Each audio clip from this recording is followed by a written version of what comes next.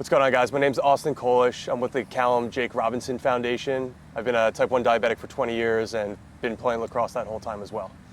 Yeah, and I'm Brett Dobson. I'm current goalie for the Utah Archers, and I've also been a diabetic since I was in the 3rd grade. So today, really, Brett, just thank you so much for taking the time to come and play. I know you guys just came off a game out there cooking in 110-degree weather on the turf. Really, what I want to talk about today is just to hear your story as a type 1 diabetic and then how that ties into playing lacrosse. Yeah. So my story, I was in the 3rd grade when I got diagnosed. I was playing hockey, lacrosse, baseball, basketball.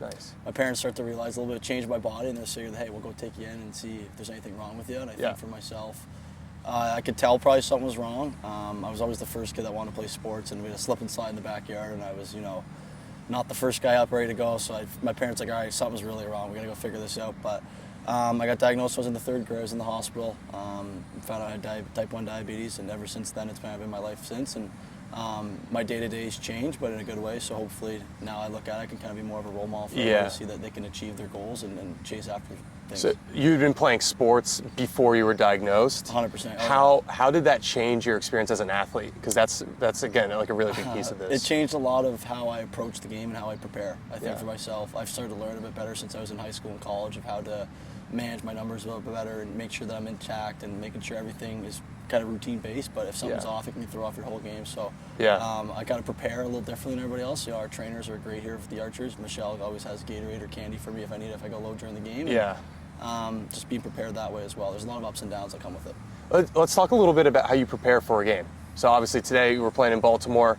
Talk me through, you woke up this morning. How did you prepare for today's game from a blood sugar management standpoint? I made sure that I was in range. So I woke up this morning, I had breakfast, a little overshot the breakfast a little bit. So I was. What'd you have? I had an omelet, a nice omelet, and I had some fruit this morning. Okay, cool. Maybe should have a little bit more, but I had that, went a little low, and then I had some Gatorade when I got here, making sure my numbers are in check, kind of going through the pregame, and then I put my pump kind of in a certain range to kind of make sure that I'm able to withstand it during the game. And, 4th quarter was a little hot, so I started to sweat a bit more. So when I start to sweat, sometimes it tends to send my numbers a little bit. And you're rocking the sweatpants out there. Yeah. I always got to rep the sweatpants. But that was kind of my motive to just kind of make sure, hey, I maybe have a Gatorade here in the 4th quarter just in case.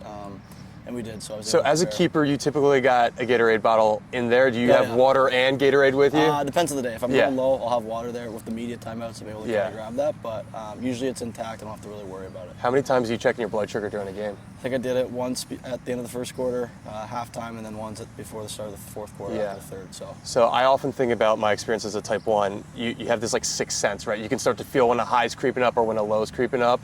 But then there's also like the flow state, right? Especially for you as a keeper. How do you balance that? Like the flow state of the sport, but then also knowing in the back of your head, like, oh man, I'm probably out of range here. Yeah, I think for me, I can kind of tell. Sometimes my mood indicates it, but usually I always say, like I used to joke when I was younger when a lot of balls are going in, something was probably off. So I felt like if I can feel it in my hands, I feel like everything's moving in slow motion, kind of not really getting to where I need to be. So I usually know, hey, something's up, get some Gatorade, regroup, come back. And I think that honestly helps me. I'm not necessarily thinking about it too much, but it's also just something I got to make sure I manage and maintain at the same time. Yeah, I know diabetes burnout is a very real thing. Again, I've been dealing with it for 20 years. You've been dealing with it for a number of years.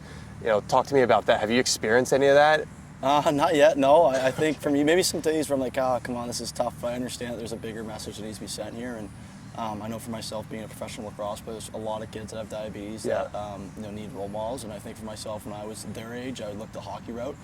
Max Domi was a big guy for me, so I'm hoping I'll be able to do the same thing for people in the lacrosse world. Yeah, and that's really an important message that I want to encapsulate here. And for anyone who's out there who's maybe playing sports and thinking about what their future looks like as a type 1 diabetic athlete, I'd point to someone like you who's doing it at the highest level very successfully, right? You play indoor as well.